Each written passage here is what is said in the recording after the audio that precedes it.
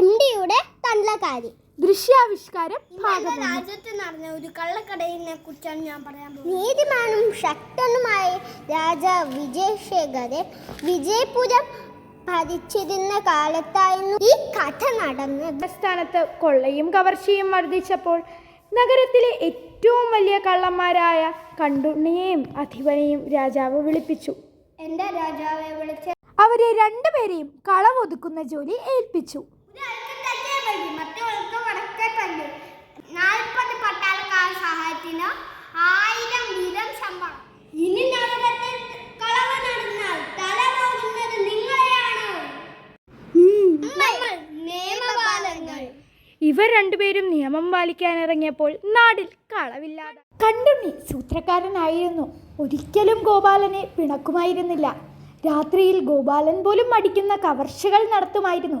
അങ്ങനെയാണ് കുറുക്കൻ കണ്ടുണ്ണി എന്ന പേര് വന്നത്. ഗോപാലൻ അതിശക്തനായിരുന്നു.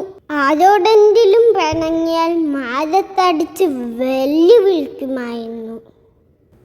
എനിക്ക് 10 തലയുണ്ട്, എനിക്ക് 20 കൈയുമുണ്ട്, ഞാൻ രാവണൻ, എന്നെ തകർക്കാൻ ആര് വരുന്നു? അങ്ങനെയാണ് അവന് ലങ്കാധിപൻ എന്ന ഓമന പേര് ലഭിച്ചത്. പിന്നീട് അത് ചുരുങ്ങി അധിപനായി.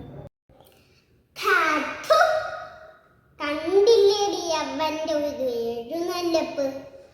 കണ്ടു. എന്ത് കണ്ടു? നിന്റെ തന്റെ ഉണ്ടായിരുന്നപ്പോ അവൻ വിരുമിരിച്ചു. ഇപ്പൊ അവനും ഒരു വലിയ. രാജാവിന്റെ പ്രാവുകളുടെ നോട്ടക്കാരനായിരുന്നു മാധവിയുടെ ഭർത്താവ്.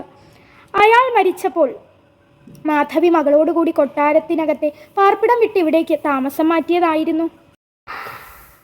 എന്ത് പറ്റിയമ്മേ?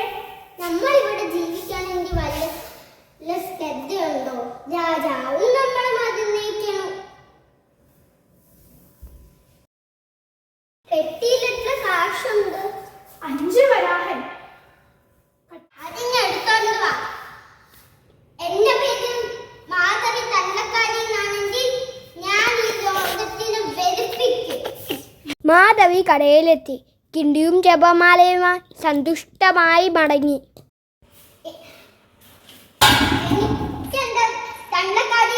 പേരിട്ട മുത്തശ്ശനാണേ സത്യം. ഞാൻ ഇനി പട്ടലം വേദപ്പിക്കും. എന്റെ ബുദ്ധിക്കൊന്നും സംഭവിച്ചിട്ടില്ല. ബാക്കി നിങ്ങൾക്കറിയണ്ടേ? കാത്തിരുന്നു.